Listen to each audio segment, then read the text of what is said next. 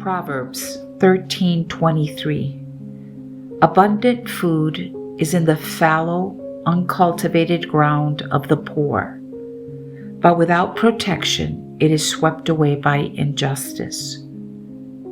What this scripture makes me think about is how God can place tremendous spiritual potential inside a person. He can put hunger for Him inside you, desire for Him, longing for fellowship with Him, a thirst for righteousness, a desire to obey Him, a desire for holiness and sanctification, a longing to understand His Word and walk uprightly before Him.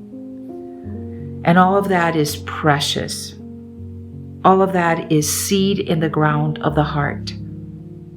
And honestly, I know this from experience because there are times where I wake up early in the morning, spend sweet fellowship with God. I delight in prayer, in His Word.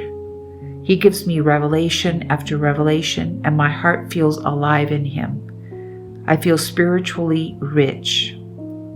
I feel filled with understanding, conviction, joy, and desire for righteousness.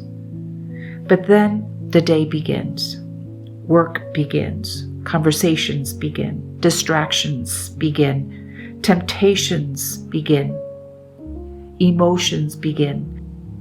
And suddenly the very thing God planted in me that morning comes under attack. Yesterday was actually a perfect example of this.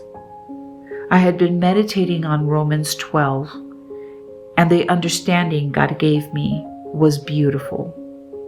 I was thinking about what true worship really is, not merely singing, not merely words, but presenting your body as a living sacrifice unto God. And I began realizing that worship is active. When you take sinful thoughts captive, instead of entertaining them, that is worship.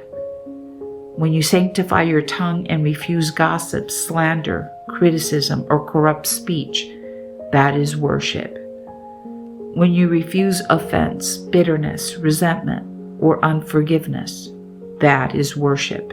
When gossip begins around you and you refuse to participate or even listen, that is worship. When you crucify the flesh instead of yielding to it, that is worship. And I remember thinking, yes, Lord, I want to live this way continually. There was so much potential in that revelation, so much life in it. It was like God had planted seed in the ground of my heart. But then later at work, something happened between employees, and I became triggered emotionally. I became angry. Internally, I was criticizing, judging, offended, entertaining wrong thoughts, participating in gossip. And the whole time, deep down, I knew it was wrong. I knew it contradicted the very revelation that God had given me earlier that day.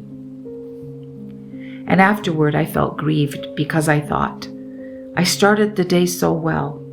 I just meditated on this. God just gave me understanding about true worship. And yet, look how quickly I gave place to the flesh. And that is what this scripture makes me think about. Abundant food is in the fallow ground.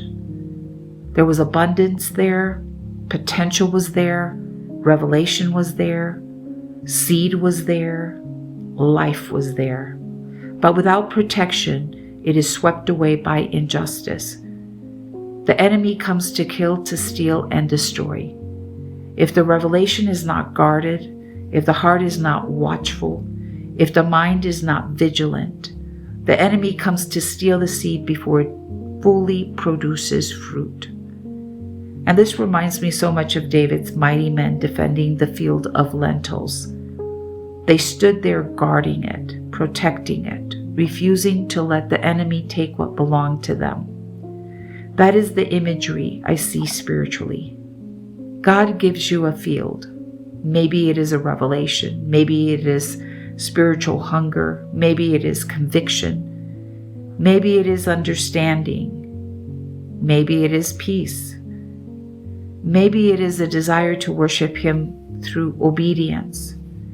And then the enemy immediately wants to invade the field and steal it, which is why we have to stay watchful.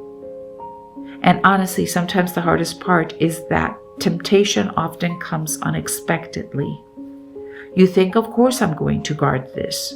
Of course I'll remember this revelation throughout the day. But then normal life happens. You are simply interacting with people, doing your work, having conversations, moving through the routine of the day.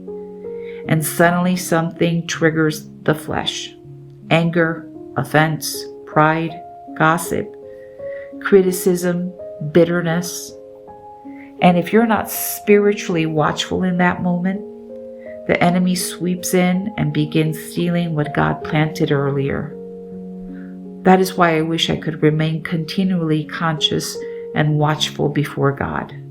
Careful how I walk, careful what I listen to, careful what I allow into my heart, careful what I say, careful how I react emotionally. Because people will say things, situations will arise, offenses will come, temptations will come.